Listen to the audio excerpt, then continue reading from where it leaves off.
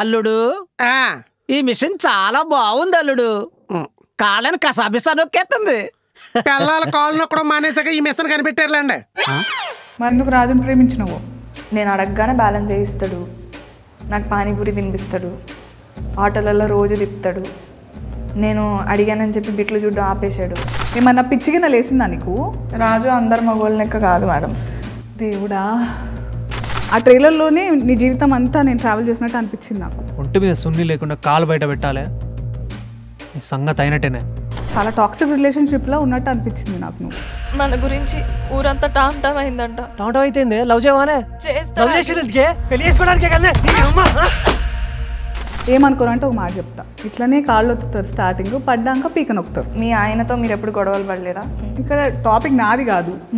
దెబ్బలలో కూడా ప్రేమ కనిపించింది. ఇదంతా సినిమాలలో బాగుంటుంది కానీ నిజంగా బాగుండదు. అదంతా ప్రేమిస్తే ఎట్లా నొప్పి ఇస్తారు నాకు అర్థం కాదు. చెప్పు. నొప్పిద్దామని అనుకోలేదు. నేను కొడితే కూడా నేను చంపితే కూడా ప్రేమ చూస్తున్నారని కదా నెత్తికెక్కుతారు వీళ్ళంతా. లేదు మేడం, మరి నేను కొడతా కదా రాజుని, అదే ప్రేమతో. నువ్వు కూడా కొట్టినావా? ఇద్దరి మధ్యలో నలిగిపోయి నీ ఇష్టమేందో మర్చిపోయి బతుకుతున్నట్టు అనిపించింది. నీకంటూ ఒక ఇష్టం ఇష్టం అనేది ఉండద్దా? నిజంగా నాకు ఇష్టం ఉంటుందా మేడం? నాకు ఉండాలనే అంటున్నా నేను. మీరు రాంబాయి ప్లేస్లో ఉంటే ఏం చేస్తారు మేడం? నేను కూడా మస్తు దెబ్బలు తిన్నా.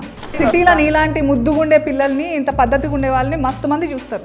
అప్పుడు తప్పు వాళ్ళదవుతుందా నీదవుతుందా? అమ్మాయిని ఎప్పుడు వస్తువులాగే చూస్తున్నారు, అప్పుడు ఇప్పుడు ఎప్పుడు. కండ్లు ఏమన్నా కాకులు ఎత్తుకెళ్ళినాయా? చున్నీ వేసుకోకపోతే నువ్వు దూరం అవుతావా? బుర్రుందా? వాడు నా మంచి కోసం చెప్పిండు మేడం. నీ మంచి నీ బట్టలలో ఉందా? ఏమో మేడం, నాకు అవన్నీ తెలియదు. రాజుగాని ఏం చేసినా నాకు ప్రేమే కనిపిస్తుంది. సో ఏదేమైనా ఎన్ని అష్ట కష్టాలు పడి మొత్తం కింద మీద పడి మీరిద్దరైతే పెళ్లి చేసుకుంటున్నారు. మంచి జరిగిందా చెడు జరిగిందా నేను చెప్పలేను, కానీ మీరైతే షేక్ అవుతారు మేడం.